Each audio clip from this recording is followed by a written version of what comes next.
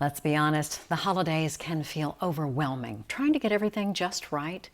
That's why when I can find a tea cookie recipe that is elegant, simple, and really tasty, I am so there. Hello and welcome back to my channel. If you're new here, thank you very much for stopping by.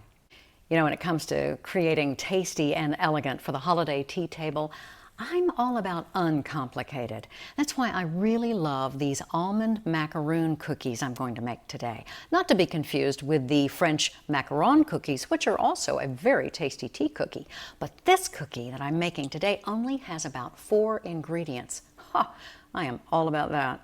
They will look festive on a Christmas tea tray, whether you are enjoying a full afternoon tea with friends or taking your own personal tea break from the holiday hustle and bustle. So let's get started. Now you will need 1 8-ounce box of almond paste. I happen to be using the Solo brand, but there are other brands out there. But just make sure it's 8 ounces. You don't want to make the mistake of grabbing marzipan instead. Marzipan and almond paste are not the same thing. They're both made with almonds and sugar, but they're different. They're a different ratio of those items, so your cookies would turn out differently if you're going to use marzipan. So be sure it's almond paste. 1 egg white. Now the recipe calls for an extra large egg white. I don't buy extra large eggs, I only buy large eggs. What you're looking for is really 40 grams of a binder. So you can use your egg white and then add to it either light Karo syrup, like this, or honey. Either one would work well to add up to that 40 grams, which is about 2 tablespoons in total. So 1 egg white, half a cup of granulated sugar, approximately 100 to 116 grams. That's usually what mine comes out to be.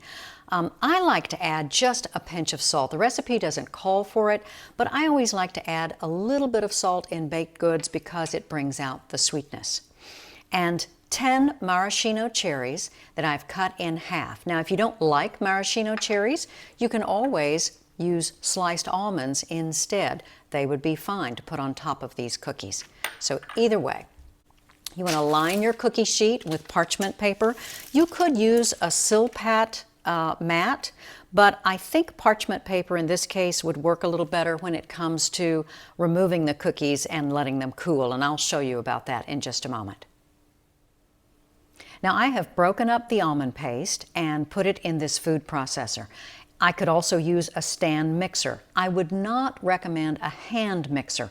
Almond paste is really thick, it's really sticky, and a hand mixer I think would just be overwhelming. There, is that not great? A little more.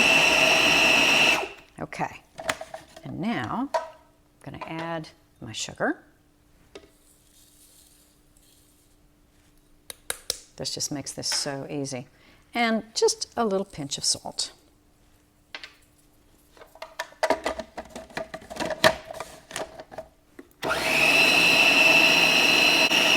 Get that nice and mixed up.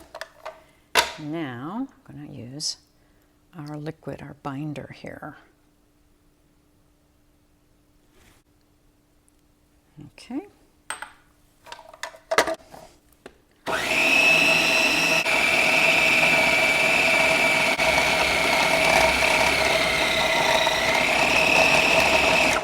I think we're good.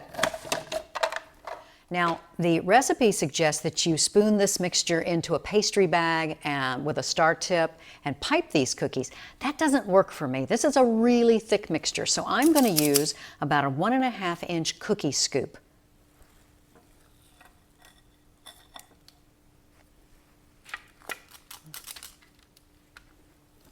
And you want to put the cookies about an inch apart.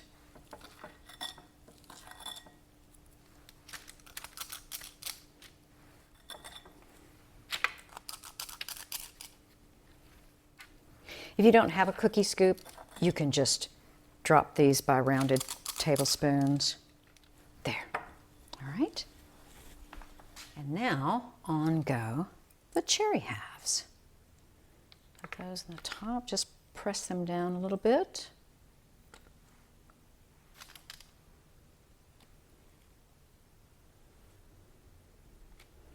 And again, if you don't like maraschino cherries, you can always put almond slices on top. So we'll do a few like that as well.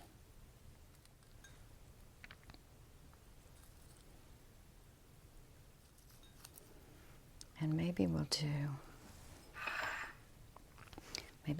almonds and maraschinos. How's that? All right, now I'm going to place this in the refrigerator for 30 minutes so that they can kind of set up.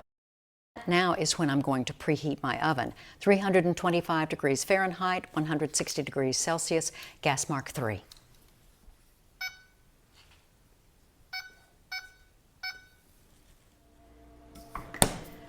All right, our oven is preheated and our cookies have been resting in the fridge. I'm going to put them on this middle rack for 20 minutes, and then after 20 minutes, I will raise them up to this upper rack for about 4 to 8 minutes.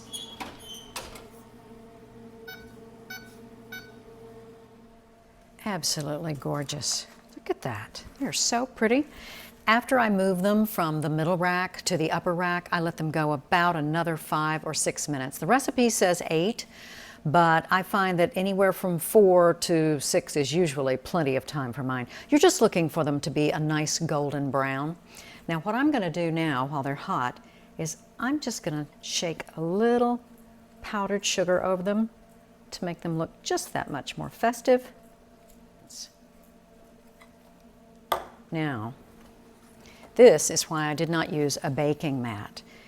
You cannot take these cookies off the parchment paper yet. They are literally stuck to it.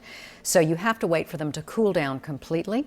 And in order to do that best, you just want to pull off parchment paper and all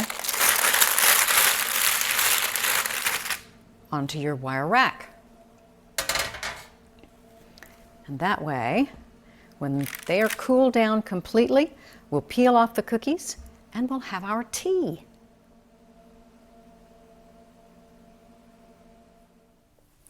Now this is a perfect little break, an afternoon tea break during the holidays.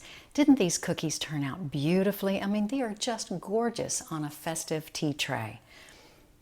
And I love the fact that this time of year I get to pull out all of my holiday china.